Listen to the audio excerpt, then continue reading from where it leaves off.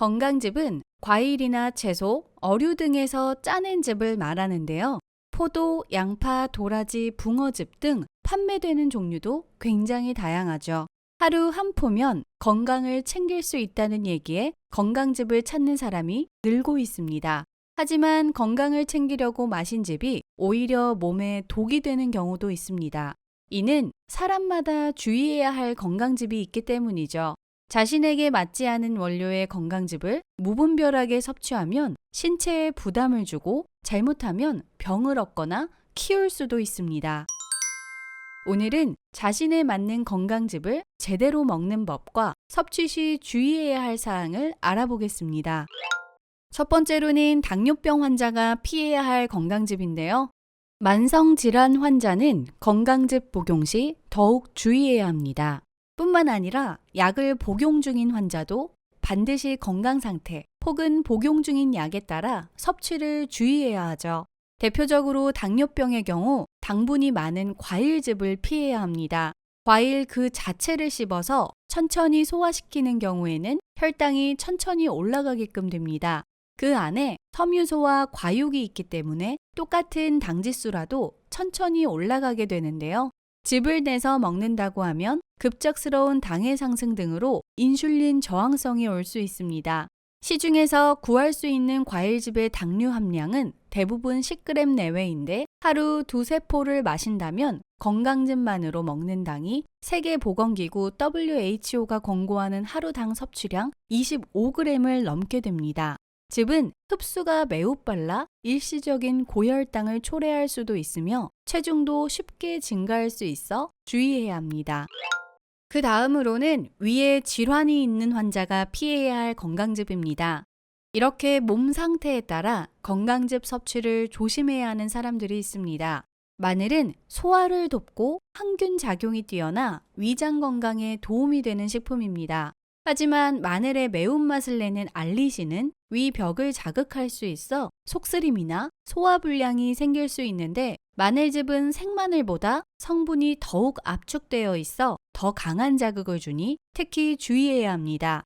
위염을 비롯하여 위장 질환이 있거나 속쓰림이 심하다면 마늘즙은 피해야 합니다. 세 번째로는 간 질환 환자가 피해야 할 건강즙인데요. 건강한 사람이 일정 기간 복용하는 것은 문제가 되지 않지만 질환이 있는 사람은 섭취할 때 주의해야 하는데 특히 간 질환 환자는 칡, 헛개나무 등 평소 먹지 않던 식품을 고농축 즙으로 섭취하면 간 독성을 유발할 수 있습니다. 따라서 간 질환이 있다면 평소 잘 먹지 않는 원료와 간 독성을 유발하는 원료를 사용한 건강즙은 피해야 합니다. 간에 도움이 된다고 해서 민간 속설을 무조건 따를 것이 아니라 주치의에게 섭취가 가능한 식품인지를 반드시 상담해야 합니다. 마지막으로는 신장질환자가 피해야 할 건강즙입니다. 콩팥 질환을 앓고 있다면 칼륨이 풍부한 건강즙을 피하는 게 좋습니다. 배, 사과, 양파는 칼륨이 풍부한 식품이라는 공통점이 있습니다.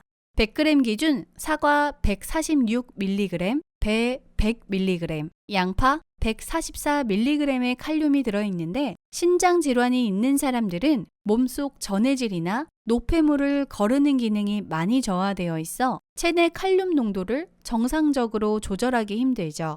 그런데 과일즙이나 채소즙은 아무리 적은 양이라고 해도 칼륨의 함량이 높을 수밖에 없습니다. 따라서 방심하고 계속 마시게 되면 칼륨을 제대로 배출하지 못하고 몸에 그대로 쌓일 수 있기 때문에 주의해야 합니다. 건강즙 섭취 시 주의사항입니다. 첫 번째로는 포도즙이나 대추즙에 꿀을 섞어 마시지 마세요. 포도즙과 대추즙은 탄닌 함량이 높은 건강즙이죠.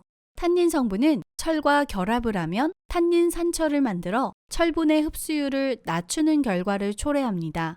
따라서 빈혈이 있거나 출혈 등으로 철분 영양 상태가 좋지 않은 사람은 탄닌 함량이 높은 대추즙이나 포도즙을 철분 함량이 상대적으로 높은 것과 같이 복용하지 않게 주의해야 합니다.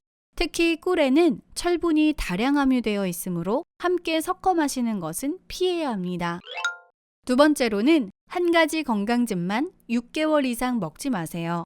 한 가지 건강즙을 장기간 먹어선 안 됩니다. 한 가지 제품을 오래 먹으면 특정 성분을 과다 복용해 영양 균형을 저해할 수 있으며 장기간 복용 시 자칫 몸에 무리가 갈 수도 있습니다.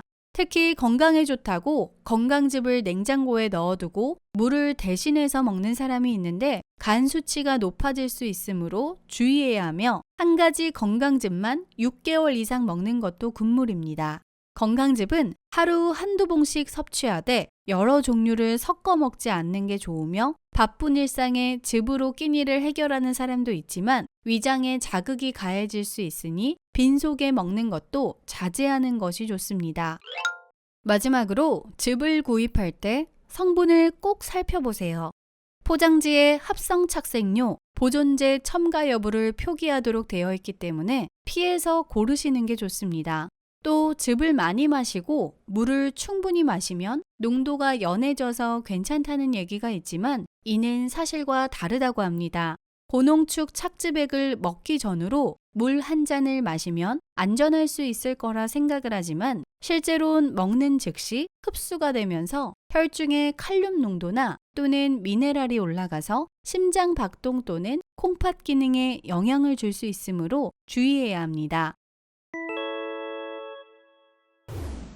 나이 들며 가장 우려되는 어깨 질환 중 하나가 오십견이죠.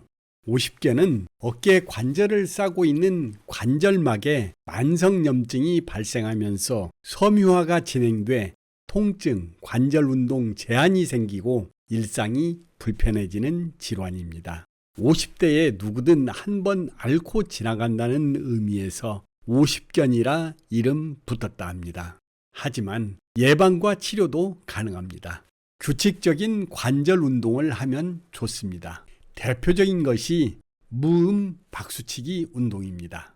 무음 박수치기는 약해진 어깨 주변 근육의 조절 기능을 향상시키고 근력 강화에 도움을 줍니다. 첫 번째, 바른 자세로 앉아 등과 허리를 곧게 펴고 편안하게 호흡을 합니다. 양팔을 좌우로 쭉 뻗은 뒤 손바닥이 서로 닿지 않을 정도로 양팔을 가슴 앞으로 모아줍니다. 총 10회 반복합니다. 두 번째, 양손을 머리 위로 모았다가 어깨 높이까지 벌려주며 총 10회 반복합니다. 두 가지 동작을 번갈아 가면서 틈나는 대로 반복해주면 좋습니다. TV를 볼 때나 산책을 하거나 걸을 때 꾸준히 반복해주면 어깨 운동 범위 및 기능 조절을 증진시켜 빠르게 이전의 어깨 상태를 회복하고 재발을 막을 수 있습니다. 관절염처럼 치료 방법이 전혀 다른 질환이 아니라면 대부분의 어깨 관절 강직은 자가 치료 운동으로 잘 치료될 수 있습니다. 수개월간 지속해야 하므로 환자 자신의 인내가 요구되지만 안전하고 간단하게 혼자 할 수 있어 좋습니다.